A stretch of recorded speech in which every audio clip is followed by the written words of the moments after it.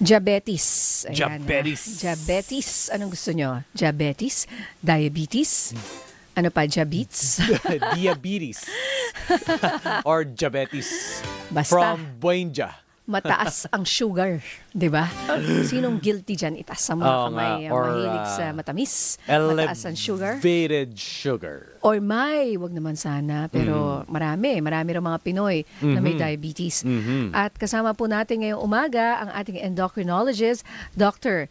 Nenuel Luna. Good morning, Mr. Endo. Mr. Good morning, Miss Endo. Tina, Sir Migs. Magandang umaga. Morning, sir. Ayan. So, bakit ba kayo Mr. Endo? Wala lang po. Branding lang, branding. Hindi pa ako ready. Sagutin ha?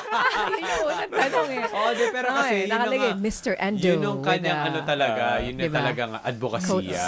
Oo naman, endocrinologist. Kasi Oo. kayo ngayon ano bang gawain nyo para sa sakit na diabetes, Doc, bilang endocrinologist? Bilang endocrinologist po, kasama sa Philippine College of Endocrinology, Diabetes and Metabolism, kami po ang mga nag-aaral ng hormone. At isa sa mga hormone na pinag-aaralan namin ay insulin. At insulin ang problema sa diabetes. Kaya kami ang mga doktor po ng diabetes. Ayan nga, Dok, di ba, naalala ko sa ating previous na usapan, kapag mainit ang panahon, or at least papalit-palit ang panahon, kapag meron tayong cravings, talagang nandyan na po sa mundo ang mga matataas sa sugar. At yung acquired ba, Dok? Kasi for sure, hereditary, di ba? Nandiyan yan sa pamilya. Pero yung acquired natin pag-elevate ang blood sugar at magkaroon ng diabetes, nangyayari po ba siya dahil sa lifestyle natin ngayon? Yes, Sir Migs. Actually, tama ka doon. Yung lahi natin, actually being Asian, yung lahi pa lang natin is already a risk factor to develop diabetes. Plus yung mana sa nanay, sa tatay. Plus of course, kung meron na tayo, dapat proper ang lifestyle pa po natin. Healthy lifestyle. Because if hindi po tama ang ating kain, hindi po enough ang ating exercise, ang physical activity, mas tumataas po yung chance ng pagkakaroon natin ng diabetes. So, Doc, itong at least yung specific topic natin na prevention mula po sa mga komplikasyon. Ito po ba kapag na-diagnose ka na meron kang diabetes or kahit meron kang pre-diabetes, maaari ka na maka-experience sa mga complications? Maaari na pong may mga bahagyang komplikasyon kahit pre-diabetes lang, kagaya po ng neuropathy, ng diabetes, yung mga tumutusok-tusok sa dulo ng daliri, magsisimula sa paa, paakyat, mamamanhid. But kailangan nating matandaan po na maraming komplikasyon ang lalabas kapag hindi kontrolado ang diabetes. At yung mga komplikasyon na ito ay nagmumula sa ugat, heart attack, stroke, peripheral artery disease, yung nabubulok yung paa. Diba? Marami po tayong mga stories na naririnig na gano'n. Pagkabulag, retinopathy, neuropathy, and nephropathy, yung sa kidneys naman po. So ito po yung mga complications of diabetes. So, Doc, question, yung neuropathy, kasi di ba kapag nakakatulog, di ba, pag nakakatulog yung legs natin, pag naupuan natin, yun din ba yung same na sensation kapag meron ka neuropathy? Kamukha po nun, tawag namin pins and needles, yung parang may tumutusok-tusok. Usually po magsisimula yun sa paa. Parehong paa. Kapag gabi, mas malakas yung atake. Minsan numbness naman, kaya hindi nila napapansin, may sugat na pala sila. Tapos aakyat po ng aakyat hanggang it will involve also both hands. So yung typical na diabetic neuropathy. Oo. So at the same time, kapag umabot na sa kamay at paa, yung senses po nun, yung functions po nun, is magdi-diminish po siya, Dok? Yun pong kailangan nating matandaan kasi kapag nag-diminish na yung pakiramdam, yung mga sugat hindi na natin nakikita. So hindi natin namamalayan, malaki na yung sugat. So non-healing wound na yon. Plus yung mataas na sugar, hindi gagaling yung sugat. So ito yung nagli-lead sa mga napuputulan ng paa, mga amputation, mga debris, yung mga kailangan naming kayurin, mga ganong bagay. Ako, parang kailangan kayo rin. Ang sakit pakinggan. Pero bakit ba maraming Pinoy ang may diabetes, Doc? Number one, yung lahi po talaga natin. Metabolically, iba po yung profile natin. Unang-una, tayo po mga Pilipino, mga Asyano, sa tiyan tayo tumataba.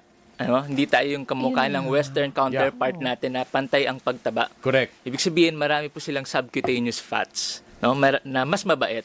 Tayo po wala masyado nun eh. Diretso tayo sa tiyan.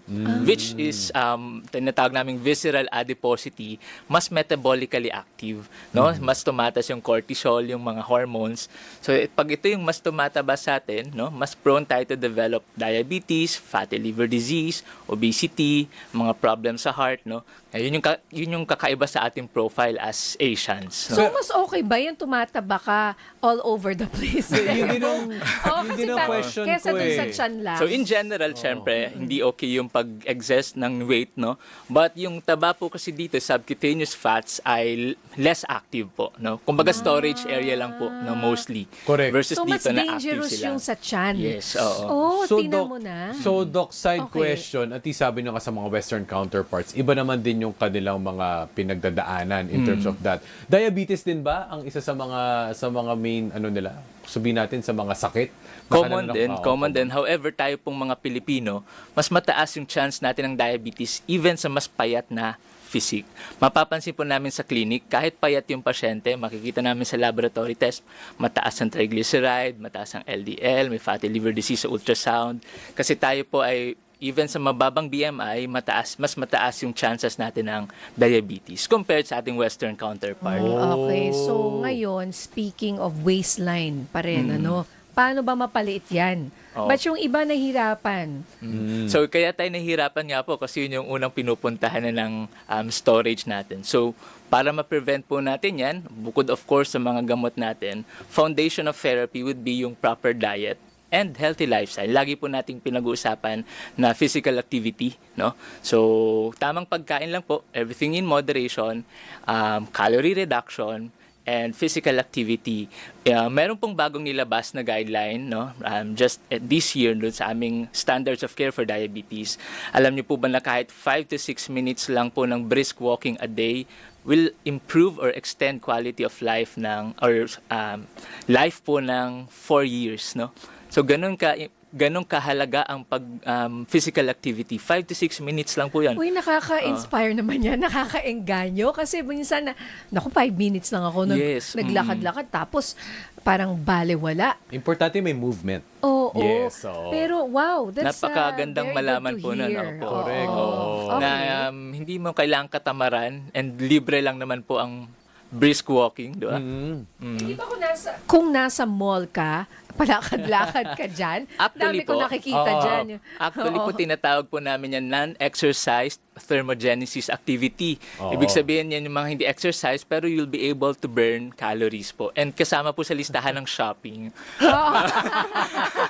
Kaya, Retail therapy. di ba? Kaya may pagka-exercise na rin yung kasi sa ibang bansa mahilig sila maglakad-lakad and it's Yeah, part of kultura their yan. life. Oo, talagang mag-commute ka, maglalakad Ka-trend. ka. So parang yun na yung exercise mo eh. Pero naalala ko, ikaw ba yung kasama namin, Doc, na sinabi nyo, kunyari, sabi mo ng 10 minutes sa umaga, 10 minutes after lunch, 10 minutes sa gabi. Na naglakad ka. Di 30 minutes na Yes, yun. napakalaga po nun. Ang recommendation po is 30 minutes a day.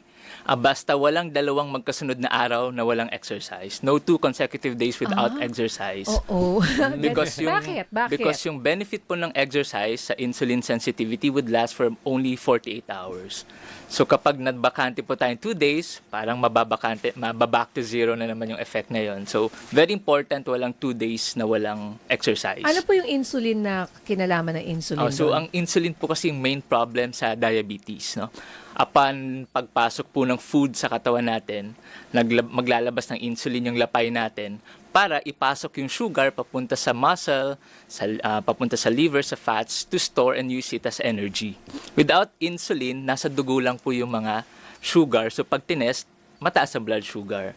So, insulin sensitivity, meaning mas gaganda po yung effect ng insulin sa muscle, sa fats. So, mas gaganda po yung kanyang function.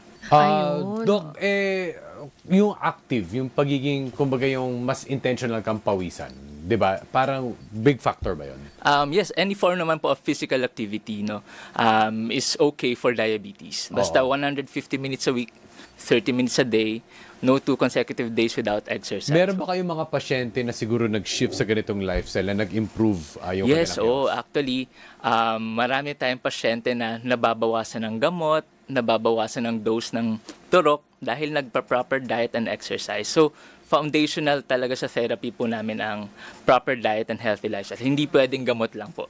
Anong bawal sa may diabetes? So, we always say, wala naman pong bawal, everything in moderation. But ang pinaka kailangan nating i-trim down would be carbohydrates. Pero hindi pwedeng alisin po.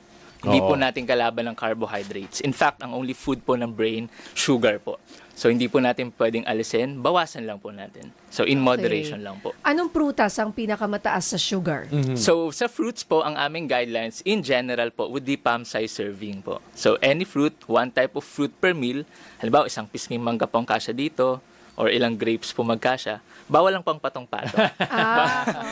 Di ba hawakan ng kamay? Hindi po pwedeng dakot. Hindi dakot. So, So, mangga kahit okay mangga lang. pa yan. Kasi Yes, sabi, basta palm-size serving po. na per meal. Per meal naman po yan. Per meal naman po. Oh, so kung kakain ka ng grapes tsaka kakain ka ng mangga, hakatiin mo yun. Yung Disney lang pwede. siguro. Wait One. lang po, when you say palm size or kasi laki ng kamay, buong kamay bang yan? Yung O palm yun lang talaga palm po, lang. palm lang Hindi yung talaga. kasama yung daliri. Oo. Hindi kasama yung daliri. Baka mag-negotiate kayo, baka tumawad kayo, Ito lang. Talagang ano lang. Sa cake, pwede ba yan? So, ganito po ang para for everybody's knowledge po, no? Ang 15 to 20 grams of carbohydrates is equivalent to 1/2 cup of rice. So, para madali lang po nating matandaan. Halimbawa, pag bibili po tayo kakain tayo ng food, di ba? May nutrition facts po doon. Pag 15 to 20 grams, equivalent po yun to 1/2 cup of rice.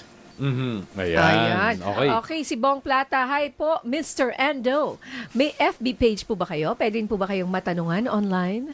Yes, pwede po. Meron naman po.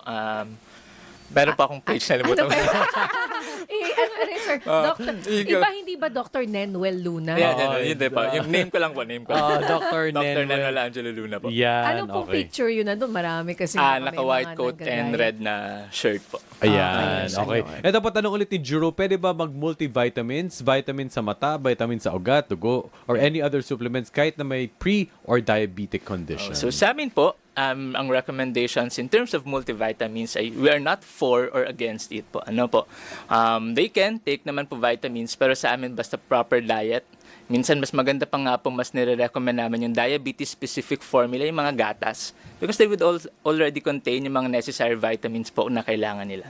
But kasi kaya bihira kami mag-vitamins because ang dami-dami na pong gamot ng mga pasyenteng may diabetes. Dadagdag pa yung mga sobrang haba ng list ng vitamins. So, Baka, sorry to cut you there, baka mas pwede yung water, parang nagdi-dissolve sa water na vitamins. pwede rin naman po. Kesa Opo, para less yung tablet.